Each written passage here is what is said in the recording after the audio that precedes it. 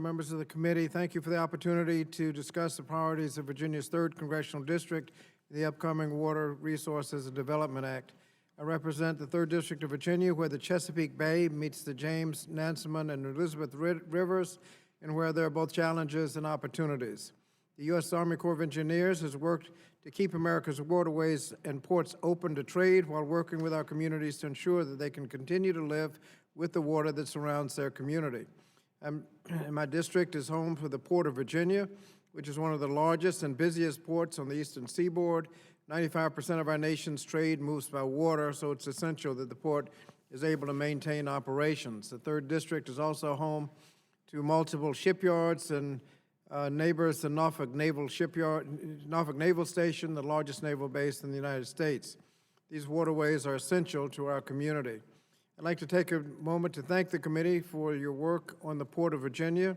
The port is tied to nearly 10% of the jobs and responsible for $40 billion in economic activity in the Commonwealth of Virginia.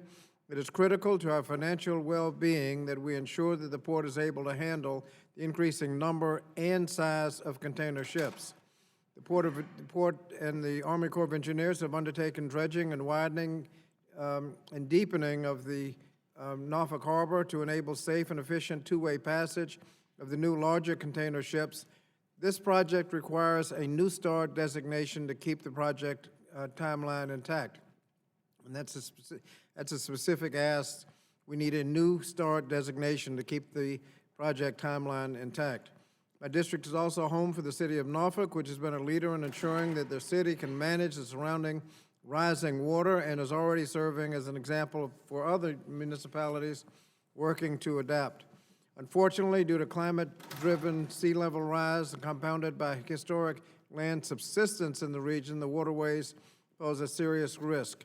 Some studies estimate that the rise may be as much as 7 feet by the year 2100.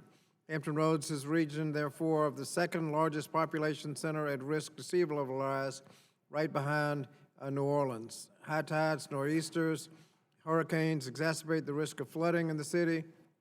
It is the home of the Norfolk Naval Station, as I mentioned, and numerous other federal and military installations, so the recurring flooding poses a severe national security risk.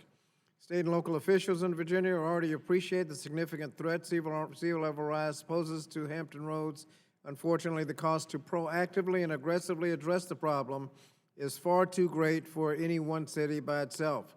While Norfolk has already begun to spend substantial sums of money to study its recurring flooding issues and implement resilient infrastructure where feasible, the scope of the entire project to actually address the problem is expected to total in the billions of dollars. And that's why I'm appreciative of the committee's action of including resiliency initiatives in your infrastructure proposal. The City of Norfolk is identified as a high-risk area for coastal storm flooding and engaged in the storm risk management study with the Army Corps of Engineers. The subsequent report and plan will reduce storm risk and protect Norfolk. The project is ready to move into pre-construction engineering design, PED, and construction phase of the recommended plan and requires authorization from Congress. That's another specific ask. We need the specific authorization for Congress so that project can move forward. Madam Chair, I thank you for allowing me the opportunity to discuss the priorities of the 3rd Congressional District, and look forward to working with you to ensure these projects are included in order for the critical work of Hampton Roads to continue. Thank you, Madam Chair. Can I yield back? Thank you for your testimony.